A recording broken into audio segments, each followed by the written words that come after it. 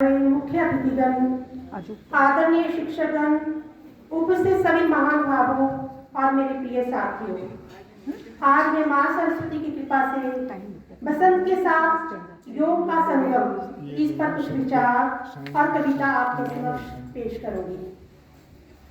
वीणा स्वर गूंजे यहाँ, मिटे तमस सब रात, मां सरस्वती कृपा करे, बुद्धि बने विख्यात।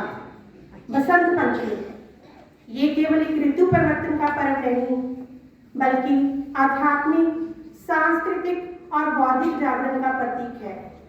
ये पर्व एक केवल उत्सव नहीं, बल्कि एक संदेश है नव जागरण का, नई चेतना का और आत्मबोध का। ये हमें सिखाता है जीवन में अज्ञानता के अंधकार को दूर करने के लिए सतत ज्ञान अर्जन आवश्यक है। योगो ध्यानस्य कारणम, योगो मोक्षस्य साधनम, योगेन जीवनम दिव्यम, योगो धर्मस्य कारणम। अर्थात योग ध्यान का कारण है, मोक्ष का साधन है। योग से ही जीवन दिव्य बनता है और धर्म की स्थापना होती है। बसंत और योग का संगम, इस पर कुछ पंक्तियां आपके समक्ष पेश करना चाहूंगी। बसंत बांसुरी गा रही, बसंत बांसुरी गा रही, सुमन बखेरे हर्ष, कोयल की कुहुक सुरीली, भरते मन में रस। पीतंबर ओढ़े दिशाएं, सरसों मुस्काए अंग, हवा चली मंद मंद, चूमे हर तन का संग। योग की ये भोर सुहानी, योग की ये भोर सुहानी, नव ऊर्जा का सार, तन को दे नव तेजस्वी, मन को करे अपार।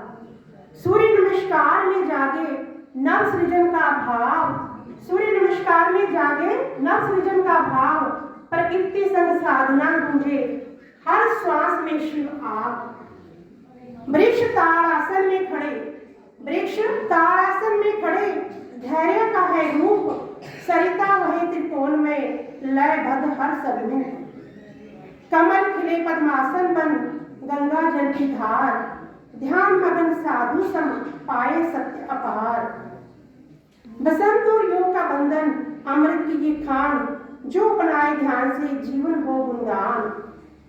योगेन मनसा शुद्धि, योगो ने सुशांतता, योग ने भते प्रज्ञा, योग पथ्यो मता। अर्थात योग के द्वारा मन की शुद्धि होती है, योग से ही शांति प्राप्त होती है, योग से ही बुद्धि तेज होती है। इसलिए योग को सबसे उत्तम मार्ग बताया गया है। अतः मैं यही कहूंगी, जैसे बसंत हमारे जीवन में रंग और खुशियां लेकर आता है, वैसे हम भी अपने कार्यों और विचारों से दूसरों के जीवन में रंग और खुशियां दें। इन्हीं शब्दों के साथ मैं अपनी वाणी को विराम दूंगी। सभी का बहुत बहुत धन्यवाद।